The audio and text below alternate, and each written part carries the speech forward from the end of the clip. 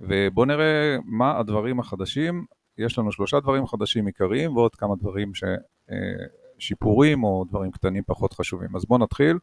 יש לנו פה את הנוסף שעון.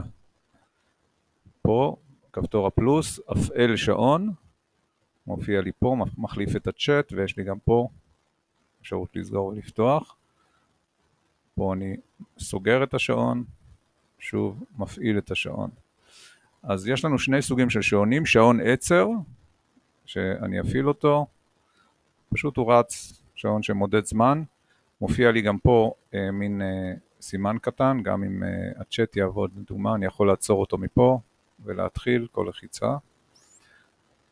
שעון עצר, ויש לי עוד דבר שהוא בעצם טיימר.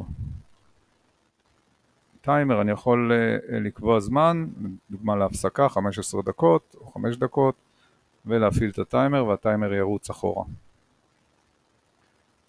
בנוסף אני יכול להוסיף פה נוט רקע.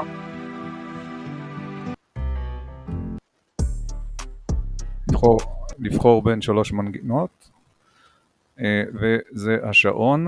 איך אני סוגר אותו? שוב, מזכיר לכם, השבט שעון, סוגר את השעון. מצלמה כמצגת, הדבר השני. מה זה אומר מצלמה כמצגת? בעצם, אם אני רוצה להראות משהו במצלמה שלי בגדול על האזור של המצגת ולהמשיך לראות את התלמידים פה, אז נוסף פה בפלוס עוד פקודה, מצלמה כמצגת. בעצם אני אפתח, כרגע יש לי 2 מצלמות מחוברות, אני אבחר את המצלמה ויפעיל את המצלמה. בעצם כל מה שיש במצלמה יראו במצגת, ועדיין יראו פה את שאר התלמידים. זה בעצם יכול לעזור במקרים שאנחנו רוצים להראות משהו פיזי שקורה אצלנו על השולחן. ככה אני סגור מצלמה כמצגת באותו מקום בפלוס. נושא של תגובות, בעצם האימוג'ים שנמצאים גם פה בכפתור ההצבעה, הוא נראה אחרת. יש לי פה אפשרויות לתגובות. יש לי את ההצבעה הרגילה, ונראית ככה, ואתם רואים פה את ההצבעה.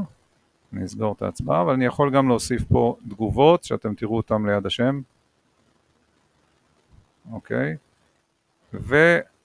והמורה, נוסף בגלגל שיניים, למורה אפשרות לנקות את התגובות. לא לבלבל בין למחוק הצבעות, זה דבר אחר. לנקות את התגובות, בעצם התגובות, אלה התגובות בעצם. אלה 3 הדברים העיקריים. בנוסף, יש עוד כמה דברים או שינויים קטנים.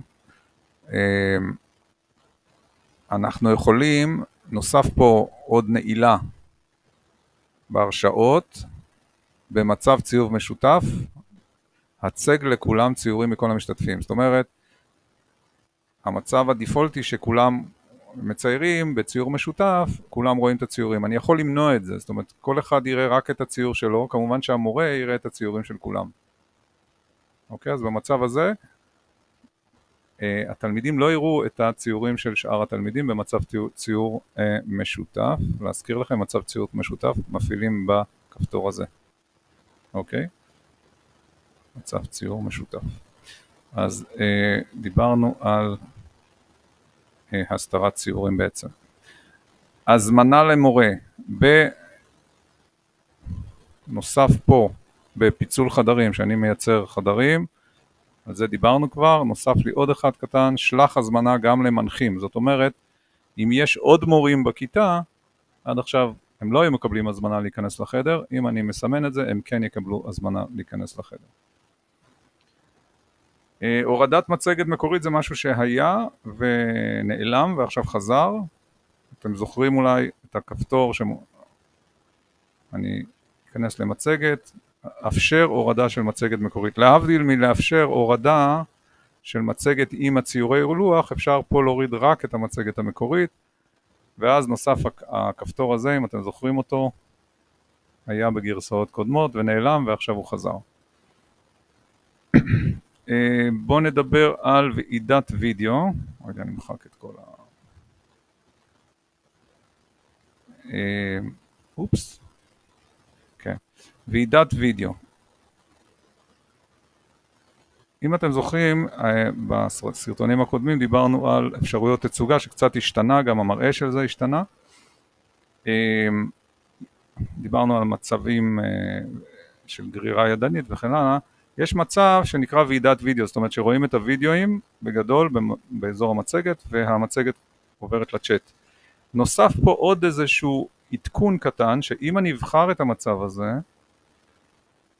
אני בנוסף למצלמות הפתוחות, יראה גם מין ריבוע שחור של תלמידים שלא פתחו מצלמה. זאת אומרת, בגריד של המצלמות אני אראה גם את אלה שלא פתחו מצלמה בתור ריבוע שחור. זה ייתן לי קצת אינדיקציה יותר מי נמצא אצלי בכיתה.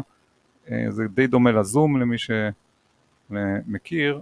אז שוב, במצב אפשרויות תצוגה, במצב הזה יראו גם מצלמות לא פתוחות. המצב הרגיל הוא גרירה ידנית. והדבר האחרון, ביטול צפייה עצמית. אני כרגע רואה את המצלמה של עצמי פה. יש אנשים שזה קצת מפריע להם.